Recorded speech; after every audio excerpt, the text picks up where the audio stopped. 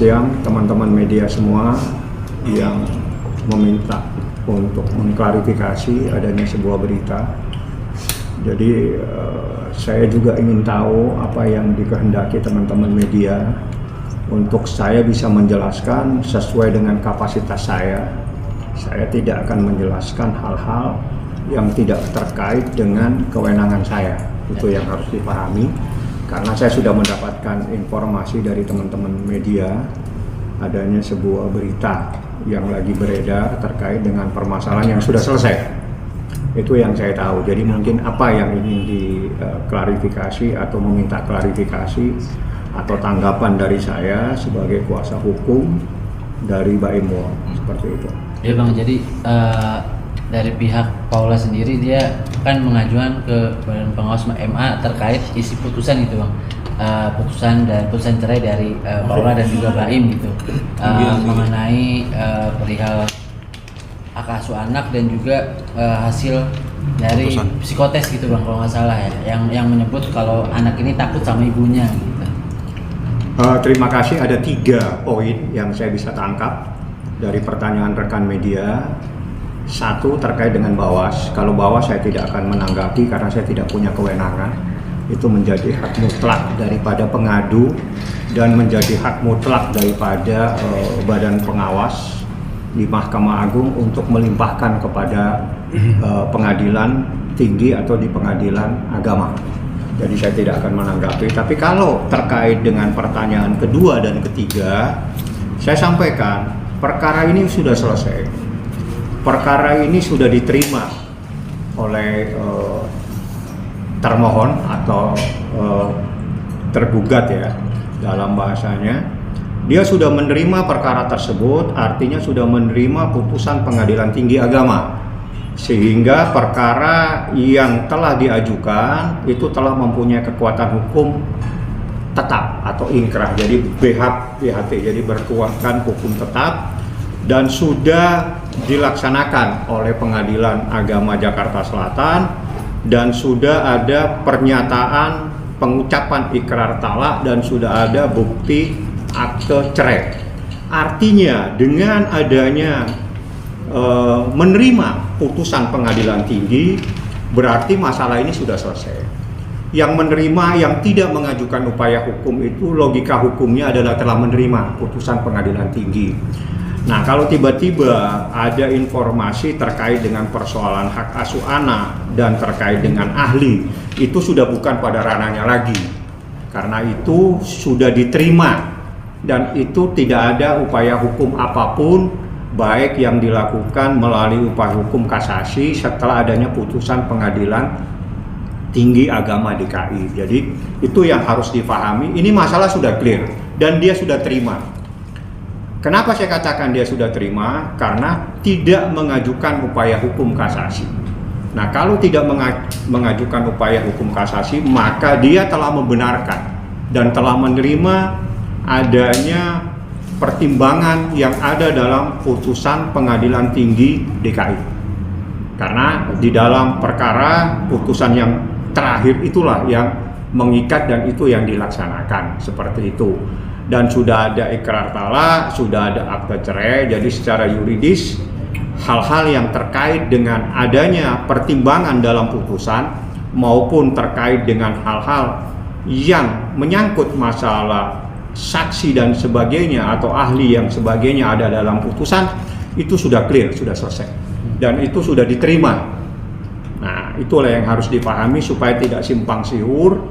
Manakala seseorang sudah menerima, tidak pada logika hukumnya tiba-tiba mempersoalkan sesuatu yang sudah dia terima secara bulat pada saat tidak mengajukan upaya hukum kasasi atas putusan tersebut. Seperti itu. Sudah sempat berbincang mungkin Bang sama Baim Bang mengenai yang lagi ramai ini kan kayak kemarin Kamis Paula ke PA gitu. Sudah, tapi Baim menyerahkan kepada saya karena Baim juga Baim bilang ini kan sudah selesai. Sudah ada ikrar talak, sudah ada akte cerai dan sebetulnya itu adalah putusan pada Pengadilan Tinggi Agama DKI yang menyatakan hak asuh ada di tangan Baim Wong. Jadi dan itu tidak diajukan upaya hukum. Artinya tidak keberatan terhadap adanya putusan Pengadilan Tinggi Agama, maka logika hukumnya dia telah menerima. Kalau dia telah menerima, tidak pada tempatnya mempersoalkan. Apalagi mempersoalkan pertimbangan-pertimbangan yang ada dalam putusan itu tempatnya adalah ada sendiri. Jadi kalau keberatan terhadap putusan pengadilan tingkat pertama, upaya hukumnya adalah banding. Kalau ada kita keberatan terhadap putusan pada tingkat banding, maka upaya hukumnya adalah kasasi. Itu jenjangnya yang harus difahami. Jadi tidak bisa kita serta-merta mempersoalkan sesuatu sedangkan upaya hukum itu sendiri sudah selesai. Jadi upaya hukum untuk mengajukan kasasi sudah selesai karena pada saat adanya putusan banding tidak melakukan upaya hukum kasasi. Dia hanya menerima sehingga terjadilah namanya ikrar talak dan ada akte cerai yang sudah diterima oleh pemohon. Itu sudah clear. Itu masalah sudah clear. Tapi yang lain terkait dengan hak dia untuk mempersoalkan terkait dengan non yuridis itu saya tidak akan menanggapi karena itu adalah hak dari mereka. Ya, seperti itu. Tapi kuasa hukum dari Paula sendiri mempermasalahkan metode psikotes yang dilakukan oleh majelis. Selesai itu. Wabillahi taufik wal hidayah. Sudah selesai dan itu supaya tidak tersesat masyarakat. Persoalan yang ada di dalam pertimbangan hakim dalam putusan terkait dengan keterangan saksi yang ada dalam putusan, terkait dengan keterangan ahli yang ada dalam putusan, upaya hukumnya harus sesuai dengan undang-undang. Artinya kalau itu terkait dengan putusan pada tingkat pengadilan tinggi atau banding, maka upaya hukumnya adalah kasasi, mengajukan keberatan. Apabila tidak melakukan keberatan terhadap putusan pada tingkat banding, maka dia membenarkan. Kalau dia membenarkan sangat tidak logis kalau dia mempersoalkan sesuatu yang telah dibenarkan.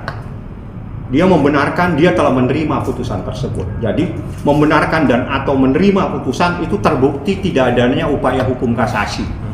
Karena upaya hukum itu diberikan kalau Anda keberatan terhadap putusan pada tingkat pertama, Anda boleh mengajukan upaya hukum banding. Kalau Anda keberatan dengan adanya putusan pada tingkat banding, upaya hukum Anda adalah mengajukan kasasi.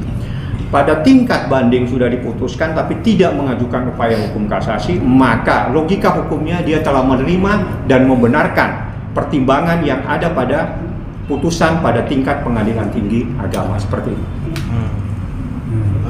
Ada lagi yang mau ditanyakan? Nah, hari ini juga kita melihat postingan Baim, dia sedang liburan bersama Paula dan anak-anak. Ini apakah menandakan mereka sudah mulai akur untuk demi kelangsungan? Langsung ke tanya yang bersangkutan, karena itu terlalu ranah pribadi. Saya tidak akan menjawab, walaupun saya tahu, tapi itu menjadi ranah pribadi daripada seorang ayah dan seorang ibu. Saya tidak boleh masuk. Yang jelas, ini rame-rame ini ada persoalan baru ini, saya sudah berkomunikasi. Dia juga bilang ini kan sudah selesai. Gitu. Artinya selesai itu dengan adanya ikrar talak. Pada saat ikrar talak juga dihadiri oleh kuasa hukumnya seperti itu. Berarti kedatangan kemarin itu bisa dibilang itu sia-sia atau percuma nggak sih menurut saya? Tidak bisa menanggapi karena itu mungkin terkait dengan pengaduan yang lama, terkait dengan administrasi. Jadi kalau masalah administrasi dan itu menjadi ranahnya badan pengawas, saya tidak bisa mengomentari karena itu tidak menjadi ranah dan kewenangan saya. Saya tidak bisa masuk. Satu, saya bukan pengadu. Yang bisa menanggapi nanti adalah pengadu sendiri dan dari pihak yang diberi amanat oleh Bawas. Itu kan badan pengawas Mahkamah Agung memberi amanah kepada siapa? Kepada pengadilan tinggi atau kepada pengadilan tingkat pertama untuk memproses adanya keberatan. Karena itu adalah aduan ya. Kalau aduan ada dua hal yang bisa Anda mencari informasi. Yang pertama kepada pihak yang diberi amanah oleh badan pengawas, mungkin di Pengadilan Agama Jakarta Selatan, atau kepada pengadu sendiri. Apa informasi? Kalau saya bukan pengadu, dan saya tidak akan masuk kepada persoalan administrasi seperti itu karena itu menjadi kewenangan mutlak dari badan pengawas untuk memberikan pemeriksaan dan sebagainya. Saya tidak akan memasuki itu. Saya hanya menyampaikan informasi bahwa masalah ini sudah selesai dengan adanya ikrar talak, dengan adanya akte cerai seperti itu. Oke?